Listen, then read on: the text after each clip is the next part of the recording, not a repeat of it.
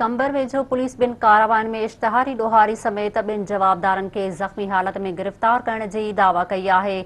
SP कंबर शहदाद कोट समीर नूर चन्ना press briefing दौरान ॿुधायो आहे त मीरो खान थाणे जी हद में सिजावल रोड सां पुलिस रिवायती गश्त करे रही हुई त पुलिस खे ॾिसी नामालूम फोरू फायरिंग करे ॾिनी। जवाबी फायरिंग में हिकु फोरू नादिर जमाली ज़ख़्मी थी पियो आहे, जंहिंखे पुलिस गिरफ़्तार कयो आहे। उन्हनि चयो त गिरफ़्तार ॾोहारीअ जे कब्ज़े मां हिकु टीटी पिस्टोल ऐं गोलियूं हथ कयूं वयूं आहिनि। पुलिस मूजिबि मही मकोल थाणे जी हद में पंभर मोड़ खां फोरू ऐं पुलिस विच में मुबैना मुक़ाबिलो थियो आहे, जंहिं दौरान फायरिंग जी ॾे वठ में हिकु फोरू माशूक अली जमालीअ खे ज़ख़्मी हालत में गिरफ़्तार कयो आहे। एसएसपी ॿुधायो आहे त ज़ख़्मी फौरन कुझु वक़्तु अॻु गश्त दौरान हिकु पुलिस कांस्टेबल ग़ुलाम शबीर भट्टीअ खे गोलियूं हणी क़तलु कयो हो।